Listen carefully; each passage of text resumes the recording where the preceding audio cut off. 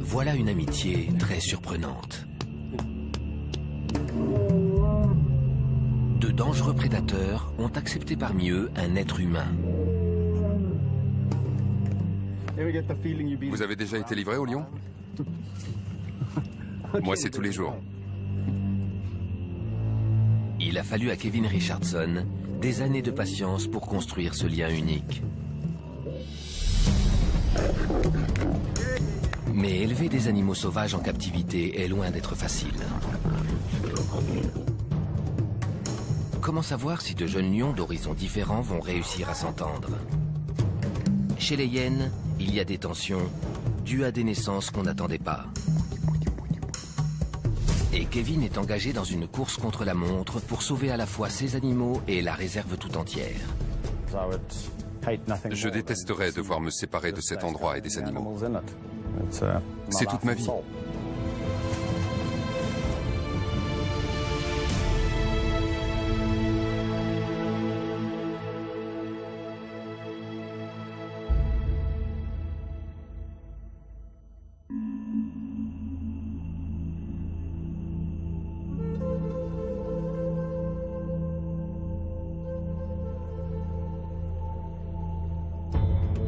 Nous sommes en Afrique du Sud, au royaume du Lion Blanc, une réserve privée de 700 hectares dirigée par Kevin Richardson. Elle abrite certains des prédateurs les plus redoutables et les plus rares d'Afrique. Panthères noires, hyènes et lions. Et voici une des plus grandes troupes de la réserve, celle des grands rois.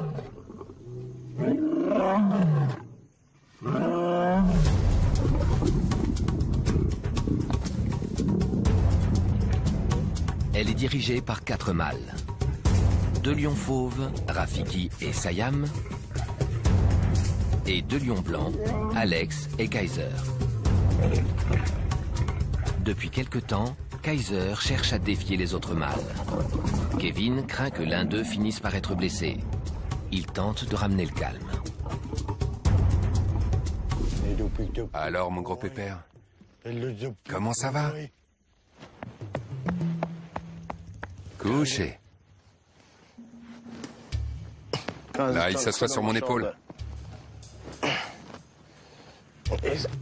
Il veut me casser le dos. Depuis qu'il est arrivé à maturité sexuelle, tout a changé. Il n'y a plus qu'une chose qui l'intéresse, les filles.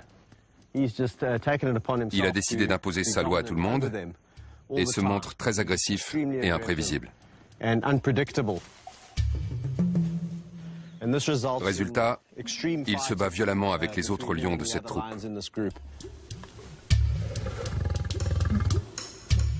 Une lionne en particulier est l'objet de son affection, Ishka. Mais la réserve n'a pas la place pour accueillir de nouveaux résidents. On a donc posé un implant contraceptif à toutes les femelles. Comme elles ne sont plus en chaleur, les mâles n'ont plus l'occasion de s'accoupler. Ils sont frustrés et parfois agités.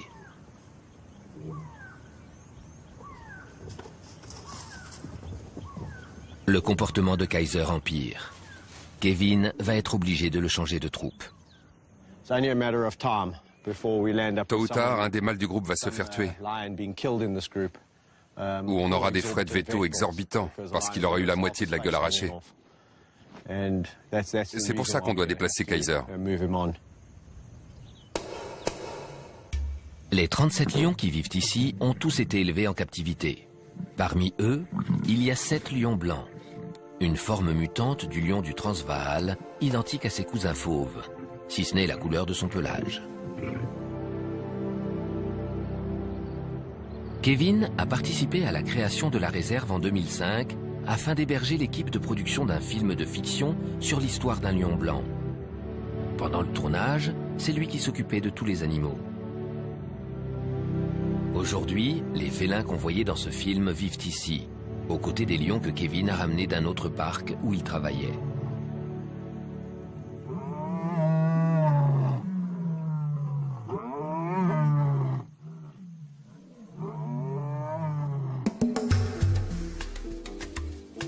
Kevin se considère comme responsable des animaux dès leur naissance.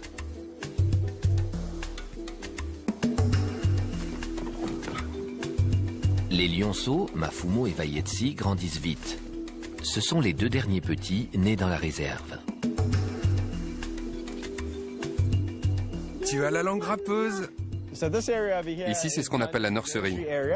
C'est là qu'on rassemble les orphelins ou les animaux abandonnés. En ce moment, on a 2 lionceaux sans lien de parenté, Mafumo et Vaietsi. Ils ont environ 10 mois. Ces petites hyènes aussi ont été abandonnées. Ils se retrouvent tous ici où ils reçoivent toute l'attention dont ils ont besoin. Pourtant, Mafumo et Vaietsi vont bientôt devoir quitter la nurserie. Ils ont besoin d'espace et doivent apprendre à vivre avec leurs congénères. Kevin voudrait les aider à fonder leur propre troupe. Mais il peut être dangereux de mettre en contact des lions qui ne se connaissent pas. Kevin va devoir choisir avec soin ce qu'il veut regrouper.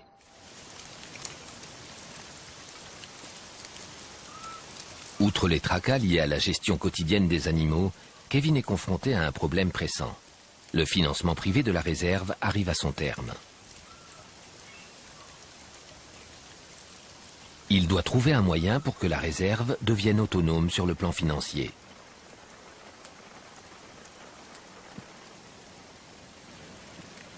Si le film marche bien, il rapportera peut-être de quoi assurer l'avenir immédiat de la réserve, ce qui laissera à Kevin plus de temps pour trouver une solution.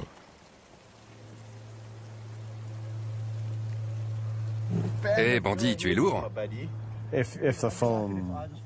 Si pour une raison ou une autre le film ne sort pas, la réserve devra peut-être fermer.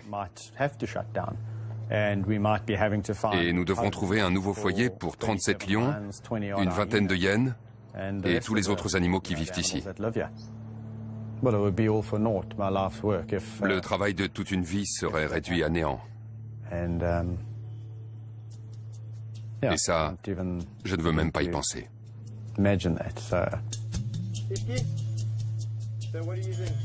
Kevin s'inquiète aussi pour sa propre famille. Aujourd'hui, sa femme Mandy est venue avec leur fils Tyler, qui voit les lions pour la première fois. Les difficultés inhérentes à la gestion de la réserve pèsent lourd sur le couple. L'administration d'une réserve de cette taille est un souci permanent. Si on ne trouve pas le financement, qu'adviendra-t-il des animaux? C'est notre priorité à Kevin et moi. Une autre troupe est agitée par des luttes de pouvoir. Une fois de plus, Kevin va devoir intervenir. Tristan, Zippo et Nash commencent à faire les frais de l'autorité de leur père. Il a pris une raclée.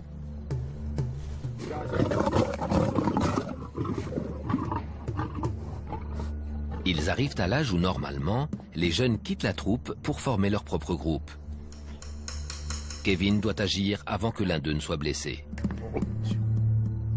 Il a décidé de former une nouvelle troupe avec ses 3 jeunes et 3 autres. Bobcat, Bandit et Gabi. Si les présentations se passent bien, il y aura moins de risques d'affrontement.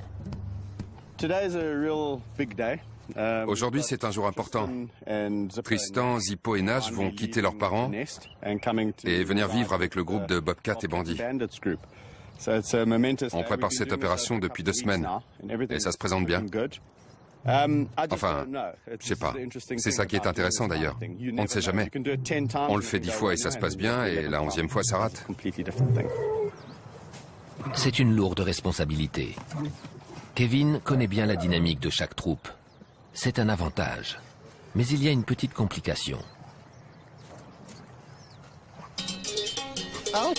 Je vais te chatouiller, moi. Tu vas voir. Voici Spunny.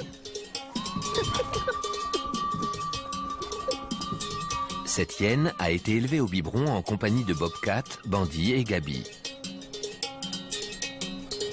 Cette association peu banale fait mentir l'idée qui veut que les lions et les hyènes soient des ennemis jurés. Spunny ignore comment se comporter avec ses congénères. Aujourd'hui, s'il devait vivre avec d'autres hyènes, il se ferait certainement blesser grièvement. Pour sa propre sécurité, il restera dans la troupe des lions, où il a un statut de membre honoraire. Avec les lions, il a une chouette vie. Il fait partie de la troupe, ils sont très relax. Ces deux animaux sont très sociaux et ils s'entendent très bien. On y va. Allez, montez. Spunny acceptera-t-il la présence des nouveaux venus, Tristan, Zippo et Nash, dans sa troupe? On va les lâcher et voir comment ça se passe. Surtout avec Spunny. Je ferai le point à 14 h, l'heure à laquelle on les nourrit. Et si tout se passe bien, on les nourrira ensemble. Si je sens que c'est tendu, peut-être qu'on les ramènera là-bas.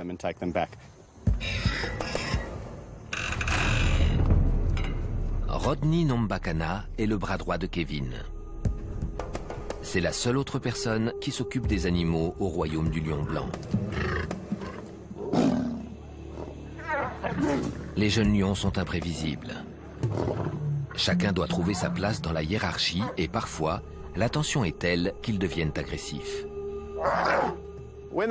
Quand ils se battent comme ça fait du bruit et ça nous paraît très impressionnant à nous les humains.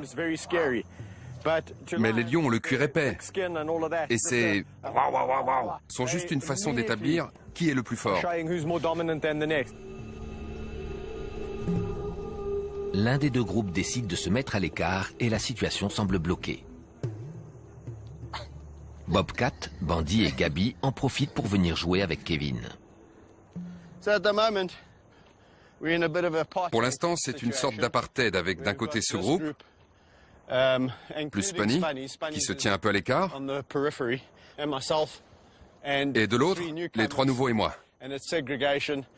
Ça fait un peu ségrégation, mais ça s'est bien passé, je suis content. Ils se sont touchés le museau et aucun ne s'est montré agressif. Au bout d'un moment, un rapprochement s'opère. C'est génial. Puis c'est au tour de Spunny de trouver sa place au sein de la nouvelle troupe et de faire le fou. La hyène a gagné. Il reste maintenant une dernière étape décisive. C'est la première fois que les 6 jeunes lions et la hyène vont partager un repas. Personne ne peut prédire comment les choses vont se passer.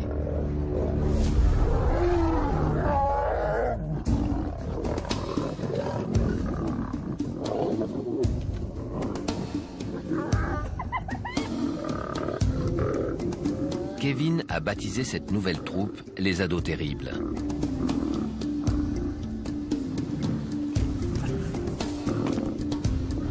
Au grand soulagement de Kevin et Rodney, les tensions initiales s'apaisent. Les animaux se sont rendus compte qu'il y avait largement assez pour tout le monde.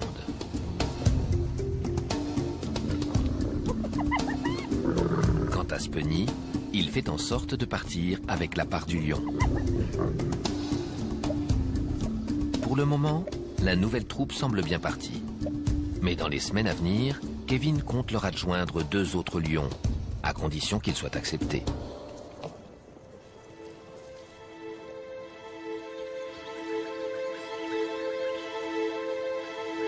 Sors!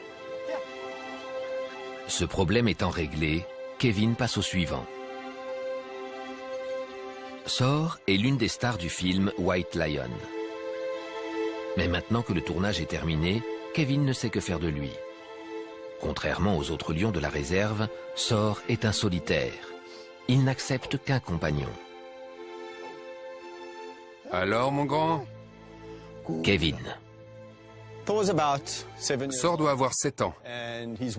Il est trop vieux pour tisser des liens avec d'autres mâles. Viens, viens, viens.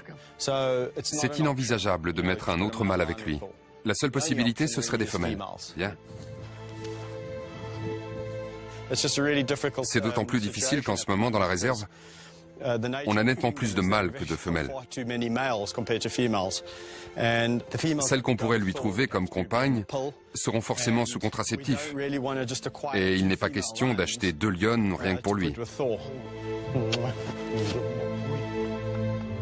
Les longues promenades à travers la réserve sont une distraction bienvenue pour Sor. Mais malgré ses efforts, Kevin craint que le mâle se sente de plus en plus seul. Les jours passent, j'ai parfois des semaines très chargées. Mais le seul à qui je pense tout le temps, c'est Sor, parce qu'il a besoin d'amour et d'attention. De tous les lions avec qui je vais me balader, c'est mon préféré. Je sais à quel point il a besoin de ça. C'est important pour lui qui vit en vieux célibataire. Dès qu'il me voit, c'est « Hey Kevin, on va se promener, on va faire un grand tour ». C'est pour ça que j'essaie de l'emmener plus souvent que les autres qui ont déjà de la compagnie. Alors mon grand, qu'est-ce que tu as fait de beau? Tu t'amuses? Kevin est conscient qu'il ne remplacera jamais un vrai lion et qu'il doit trouver une compagne à Sor. Bien. Mais il en faudrait une qui puisse lui correspondre. Au royaume, seules 2 lionnes pourraient faire l'affaire, Kusasa et Sibindi. Mais cela obligerait Kevin à séparer des lions qui s'entendent bien pour former une nouvelle troupe sans garantie de succès. Car rien ne dit que Sor acceptera ces 2 femelles. Et tant qu'elles ne sont pas sous contraceptif, Kevin ne veut pas courir le risque.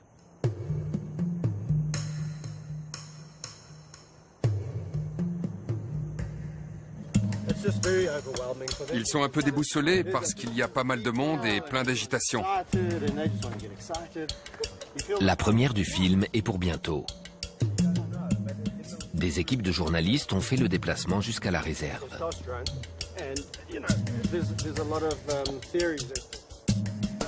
Kevin en profite pour mieux faire connaître le royaume du lion blanc.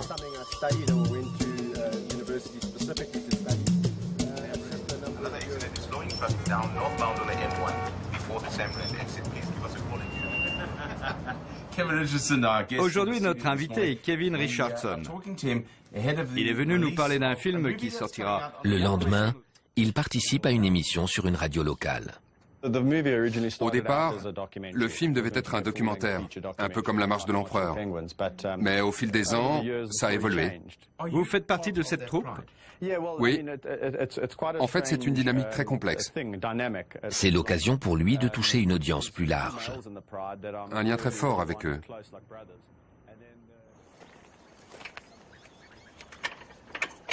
Après la tournée des plateaux, il reprend la gestion de la réserve.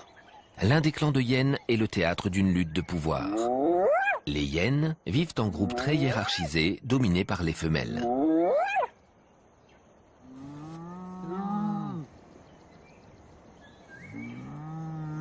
Elles utilisent un langage corporel et un système de vocalisation complexe pour communiquer et établir la place de chacune dans la hiérarchie.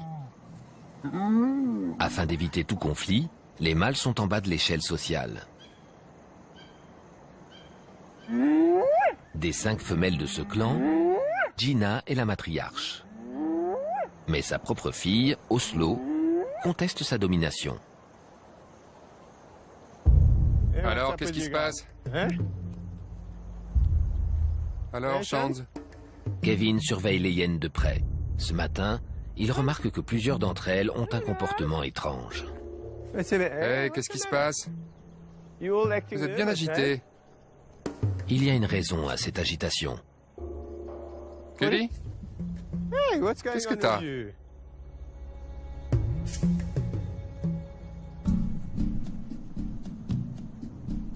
Gina reste invisible.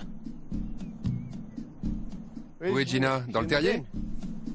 En général, elle se précipite vers le grillage pour accueillir Kevin.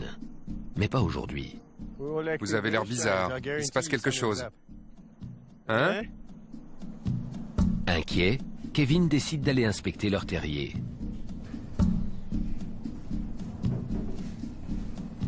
Une grosse surprise l'attend. Ça alors? Elle a eu des petits. 3. Elle en a 3. C'est très inhabituel. Salut, toi. C'est la première fois qu'elle en a 3. J'ai l'impression d'être un môme qui déballe ses cadeaux le matin de Noël. On ne voyait pas du tout qu'elle était pleine. Les petits doivent avoir quelques heures. Ils naissent les yeux grands ouverts. Ils peuvent voir et marcher. C'est étonnant qu'elle soit aussi calme. Gina est une mère très protectrice. Elle peut être féroce. Elle protégera ses petits à tout prix. Dans la réserve comme dans la nature, quand une hyène met pas, les bébés sont parfois dévorés par des adultes, voire par leurs propres frères et sœurs. Quand cela se produit, Kevin emmène les survivants dans la nurserie pour qu'ils soient en sécurité. Cette fois encore, il va devoir rester vigilant. Profitant du fait que Gina monte la garde, Kevin s'autorise un peu de temps avec Shanzi, le père. 3 bébés. T'es un petit malin. Oh, le petit malin. Gina ne résiste pas à l'envie d'aller voir ce qui se passe dehors. Elle ne veut pas que je m'approche. Doucement, doucement, doucement. Regardez, comme c'est mignon. Papa et maman. Quelle journée incroyable.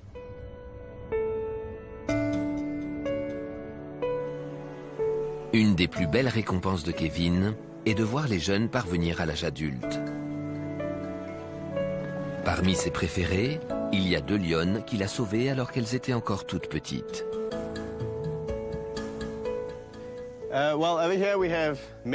Voilà Meg et Amy, 2 lionnes avec qui j'ai des relations extraordinaires.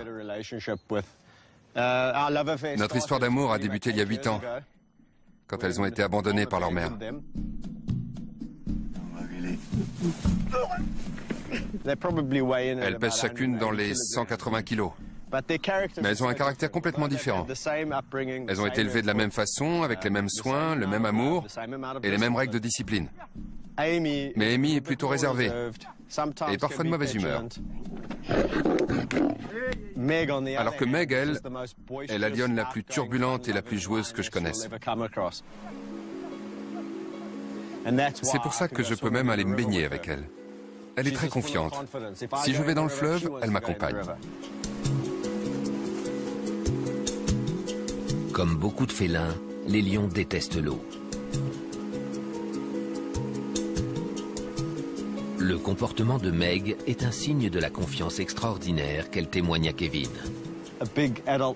Quand une grande lionne adulte vient frotter sa tête contre la vôtre et vous lèche avec sa langue râpeuse comme du papier de verre, vous ne pouvez pas l'en empêcher. C'est sa façon de montrer son affection. Alors on serre les dents et franchement, ça vaut le coup. Depuis 12 ans qu'il travaille avec les félins, Kevin a fait l'objet de critiques. Certains lui reprochent de prendre trop de risques.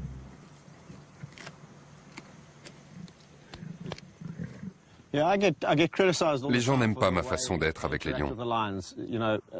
Beaucoup se demandent si je dois être aussi proche d'eux. Mais c'est la seule manière d'être que je connaisse. Il est en contact étroit avec la plupart des lions de la réserve depuis leur naissance. C'est ce qui explique le lien qu'il a établi avec eux. En passant du temps à leur côté, il apprend à connaître leur caractère et leur personnalité, ce qu'ils aiment, ce qu'ils détestent, et la limite à ne pas dépasser. Mais il refuse tout contact avec les lions qu'il ne connaît pas. Il n'y a qu'avec Meg et Amy que je peux faire ce genre de choses. Si jamais je m'endormais dans leur enclos, je n'aurais pas peur qu'elles me sautent dessus et essaient de me dévorer dans mon sommeil.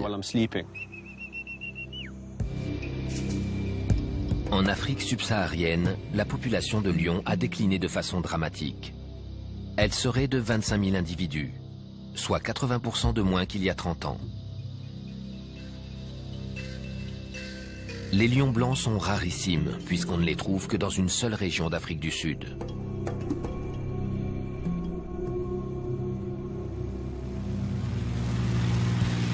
Kevin va bientôt découvrir par lui-même pourquoi les lions blancs ont tant de mal à survivre dans leur environnement naturel.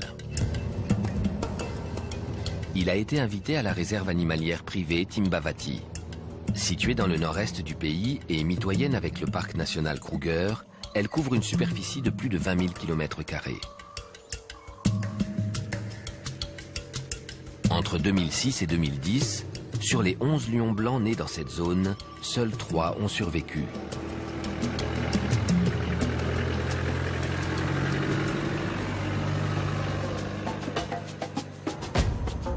Kevin accompagne le chef des gardes du parc, Patrick O'Brien, et le pisteur, Albert Ubizi, afin de tenter de les retrouver. Ces 3 derniers mois, ils les ont aperçus régulièrement non loin de leur campement.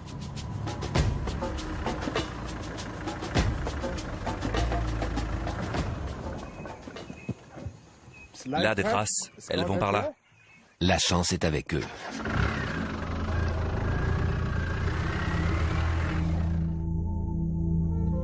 S'ils parviennent à les débusquer, ce sera la première fois que Kevin verra des lions blancs en liberté. On n'est plus très loin. On suit leurs traces depuis un bout de temps et on sait que c'est la troupe qu'on cherche. Il y a un adulte, des femelles et des lionceaux. Je pense qu'ils sont tout près. D'après ce qu'Albert nous a dit, on ne devrait pas tarder à les voir.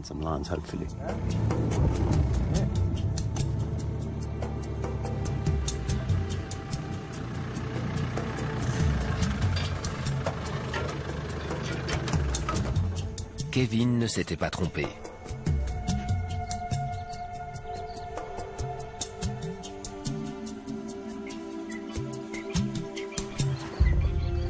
C'est génial. Oui.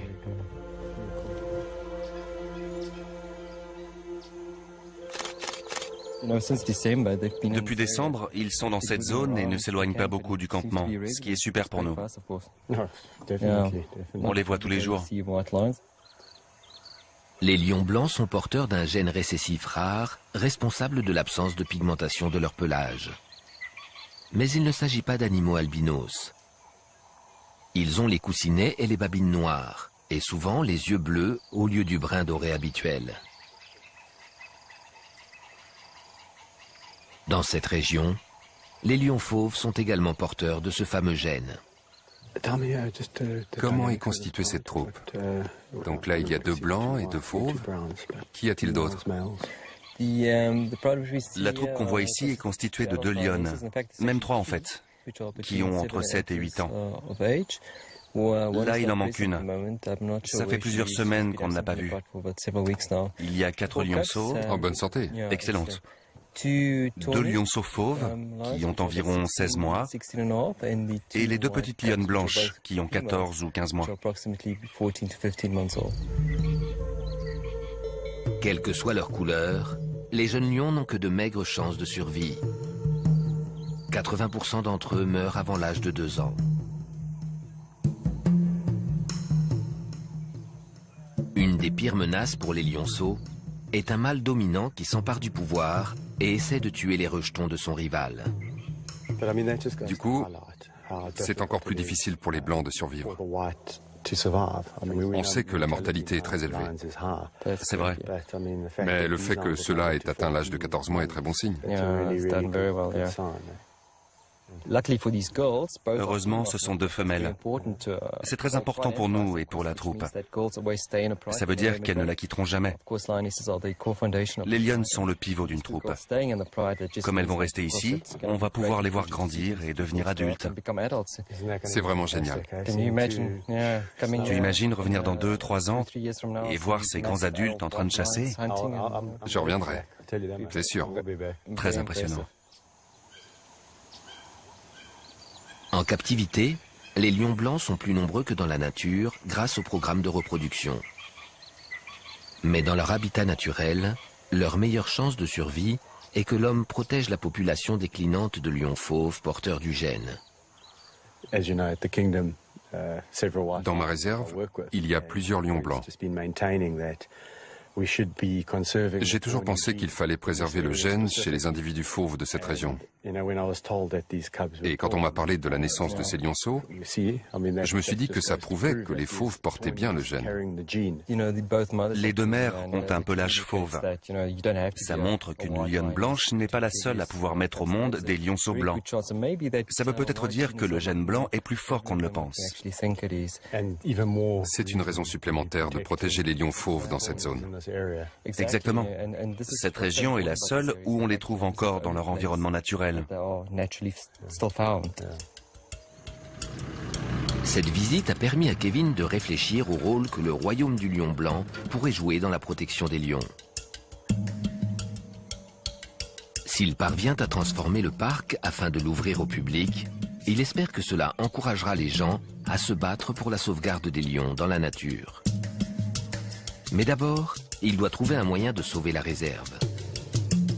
Et il va bientôt savoir ce que pourra apporter le film.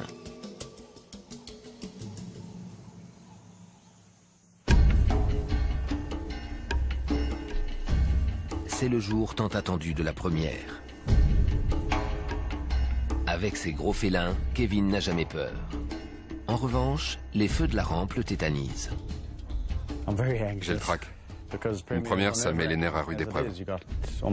Il y aura environ 400 personnes qui viendront voir le film et il faudrait pouvoir se montrer détendu. Je ne suis pas du tout détendu. Je suis une boule de nerfs. Je sens un poids sur mes épaules. Je suis démotivé. Et j'ai le cerveau en ébullition. Je n'ai pas fermé l'œil. Je ne sais même plus si je veux y aller.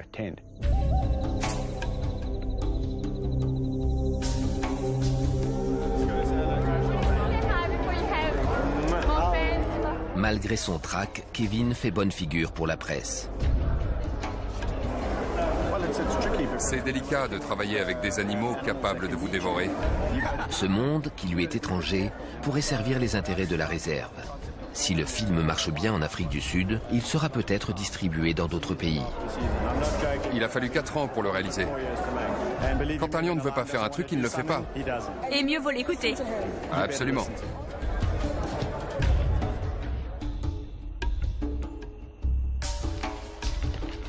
Les premières critiques paraissent les jours suivants. Alors, les félins à la fête. 4 sur 5.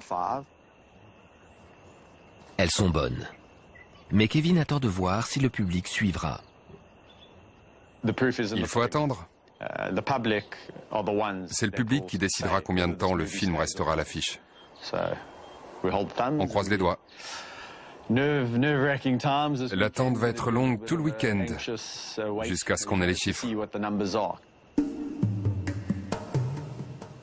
Pour passer le temps, il décide de rendre visite au grand roi et de voir où en est Kaiser. Il doit absolument lui trouver un nouvel endroit pour mettre fin aux bagarres qui l'opposent aux autres mâles de la troupe.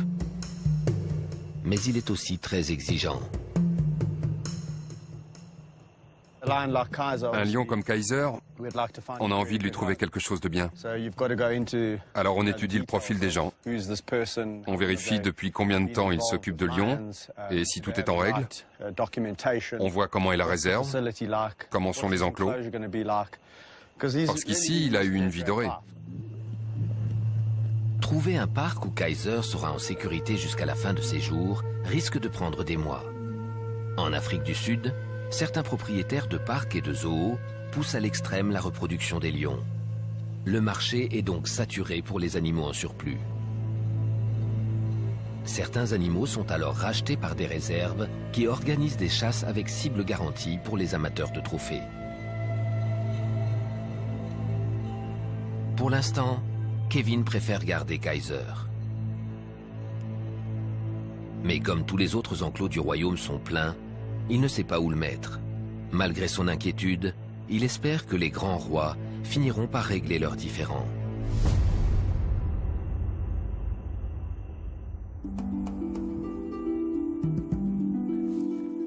Dans la nurserie, Mafumo et Vayetsi approchent de l'adolescence. Trop grands pour rester dans l'enclos, ils vont devoir aller vivre avec d'autres lions. Sinon, ils n'apprendront jamais à se comporter au sein d'une troupe d'adultes. Je suis intimement convaincu que lorsqu'on élève un animal au biberon, on est responsable de lui toute sa vie. S'il a été enlevé à sa mère pour une raison ou une autre, il faut vraiment trouver une solution quand il commence à grandir. Allez les gars, Mafumo, Vayetsi. C'est une semaine importante pour les deux jeunes lions. On y va, c'est bien. Rodney les emmène pour une première présentation avec ce qui va devenir leur nouvelle troupe, celle des ados terribles. Mafumo et Vayetsi étant plus jeunes, il faut régler les moindres détails afin d'éviter une bagarre générale.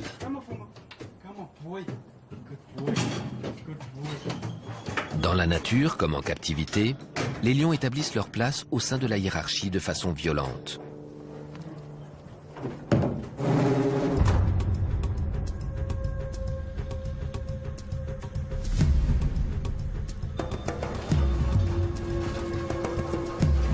Kevin ne veut pas que les ados terribles fassent alliance contre les deux nouveaux venus.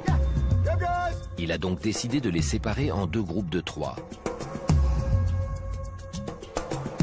Il commence par présenter Mafumo et Vayetsi à Tristan, Zippo et Nash. Je suis un peu inquiet, parce que ces 3-là sont du genre agressif, surtout avec des lions qu'ils ne connaissent pas.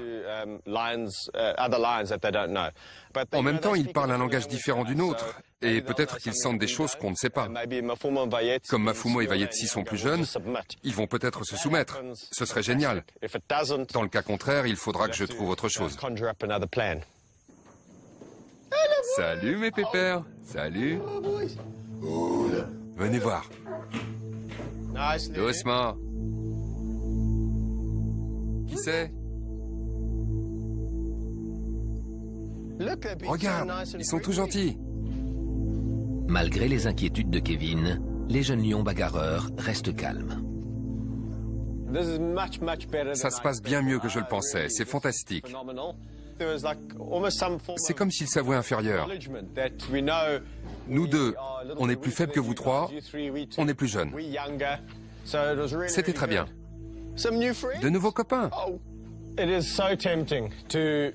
C'est très tentant de lâcher tout de suite Mafumo et Vayetsi avec eux, vu comme ça s'est passé. Mais depuis toutes ces années, j'ai appris une chose. L'excès de confiance n'est jamais bon. Mieux vaut les remettre en contact encore 1 ou 2 fois avant. Ils arrivent à vous donner une fausse impression de sécurité. Et dès qu'on ouvre la porte, ça dérape. Mais ce n'est pas terminé. À présent, Mafumo et Vayetsi vont faire la connaissance de l'autre moitié des ados terribles, les plus imprévisibles. Bandit! Bobcat, Bandy et Gabi sont les plus âgés du petit groupe.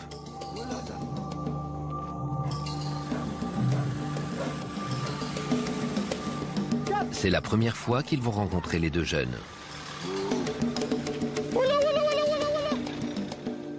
Au cas où ils s'allieraient contre eux, Kevin décide de ne pas laisser sortir Mafumo et Vayetsi.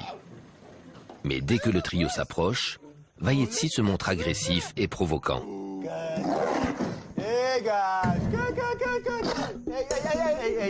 Hey, sois gentil. Sois gentil, Vayetsi, pourquoi tu fais le méchant? Sois sage.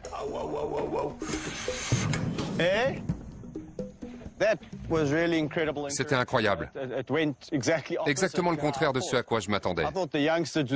Je croyais que les jeunes se mettraient sur le dos pour montrer leur soumission et que les 3 autres seraient un peu agressifs. Mais ça a été le contraire. Les jeunes ont été hyper agressifs et les autres sont restés complètement passifs. Comment est-ce qu'on va faire? Pendant 1 heure, Kevin attend patiemment que les choses se calment de chaque côté des barreaux de la cage.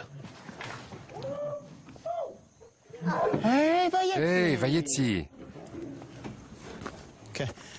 Je crois que je vais les lâcher tous ensemble. On a déjà fait ça 2 fois. Ils ont tous l'air de s'en moquer. Le seul qui fasse preuve d'agressivité, c'est Vayetsi, parce qu'il est inquiet.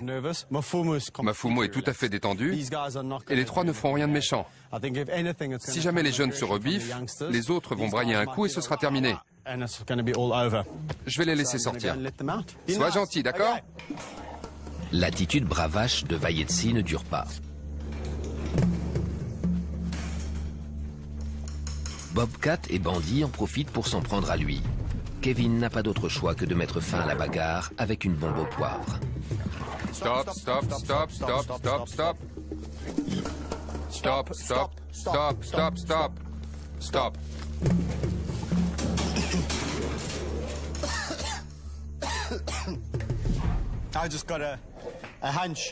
Je pensais que je pouvais les laisser ensemble parce qu'ils étaient tous de bonne humeur. Surtout que les jeunes avaient fait vraiment preuve de soumission.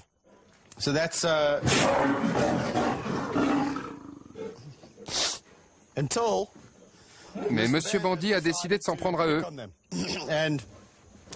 Suivi par Bobcat qui est arrivé par derrière. J'ai dû désamorcer la situation avec l'aide de ma précieuse bombe au poivre. Sage. Soyez sage. Kevin emporte toujours un spray pour stopper les bagarres qui risquent de mal tourner. Pris au milieu, il risquerait d'être grièvement blessé par un coup de dent accidentel. Il est extrêmement rare qu'il s'en serve, mais cette fois-ci, c'est lui qui en a fait les frais.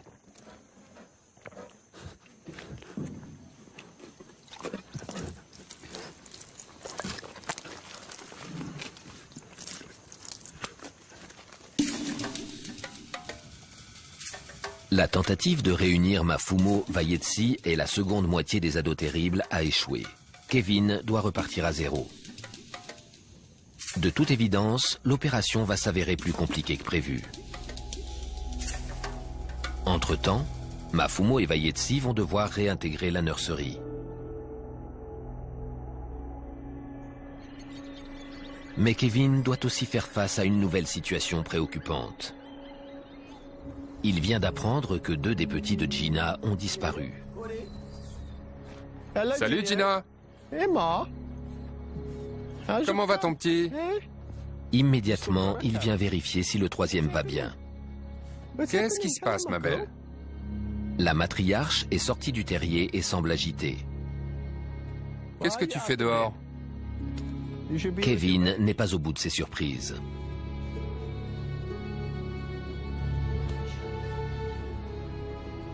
Il y en a 3. Salut Gina. Il y a 3 bébés. Je n'y comprends plus rien. Vous n'allez pas le croire. C'est Oslo. Ce doit être ses petits. Je ne savais même pas qu'elle était pleine. Bonjour ma fille. Bonjour Gina.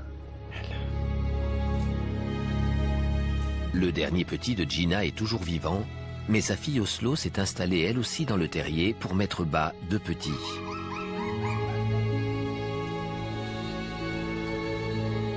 Kevin pense qu'Oslo a tué et dévoré 2 des petits de sa mère afin de défier son autorité. Malgré cela, les 2 femelles semblent avoir fait la paix. Oslo est à l'intérieur et je crois qu'elle s'occupe des bébés, ce qui est une bonne nouvelle. Et l'autre bonne nouvelle, c'est que Gina et elle sont toutes les 2 dans le terrier et qu'elles ne se battent pas. Et les petits ont l'air d'aller bien. C'est super.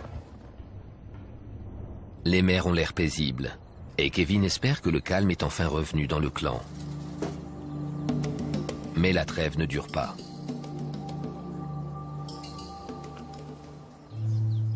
Qu'est-ce qui se passe ici? Quelques jours plus tard, 2 petits de plus ont disparu. Kevin tente de les retrouver. Mais qu'est-ce qui se passe? Hein? Gina est de nouveau sortie, ce qui n'est pas de bon augure. Elle semble plutôt calme et amicale. C'est justement ce qui m'inquiète. Si elle avait un petit, elle serait nettement plus prudente et protectrice. Gina n'est pas la seule à se comporter bizarrement. Sa fille Oslo et Shanzi, un des mâles, ont la queue dressée. Un signe très clair d'agression vis-à-vis de Kevin. Ils se montrent un peu trop agressifs. On ne va pas traîner.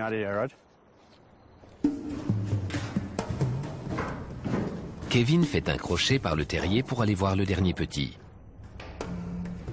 Voyons si j'arrive à l'attirer jusqu'ici. C'est dingue.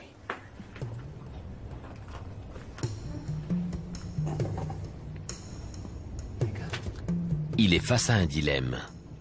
Laisser le petit avec sa mère naturelle, dans l'espoir qu'il survivra, ou l'emmener à la nurserie. Il y a eu du grabuge dehors. J'ai cherché partout et je n'ai pas trouvé les 2 autres bébés. Apparemment, Gina a tué un des petits d'Oslo. Et Oslo, pour se venger, a tué le dernier rejeton de sa mère. Résultat, Gina n'a plus de petits et Oslo n'en a plus qu'un. Si je laisse celui-ci ici, j'ai peur que très vite, il soit tué. Viens, bonhomme. Kevin a pris sa décision. S'il veut que le bébé hyène ait une chance de survivre, il doit le mettre à l'abri du clan.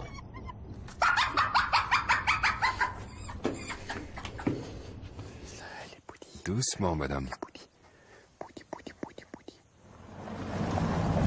Élever le bébé est un job à plein temps.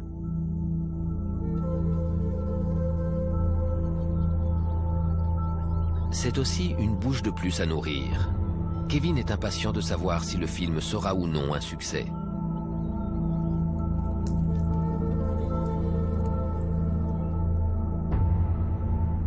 Les chiffres du box-office viennent de tomber. Ils ne sont pas bons. White Lion ne rapportera pas assez pour lui permettre d'entretenir la réserve. Il va devoir trouver très vite un moyen de lever des fonds. Coucou, Ishka. Sans cela, Kevin sait qu'il lui sera quasiment impossible de trouver des endroits convenables pour reloger les grands félins. Les conséquences pour tous ceux qui travaillent à la réserve et pour les animaux eux-mêmes seraient catastrophiques. On vit avec eux depuis qu'ils sont petits. On fait partie de leur famille. Je préfère ne pas penser à ce que j'éprouverais si on nous séparait, les lions et moi. Ce serait... je ne sais pas comment dire.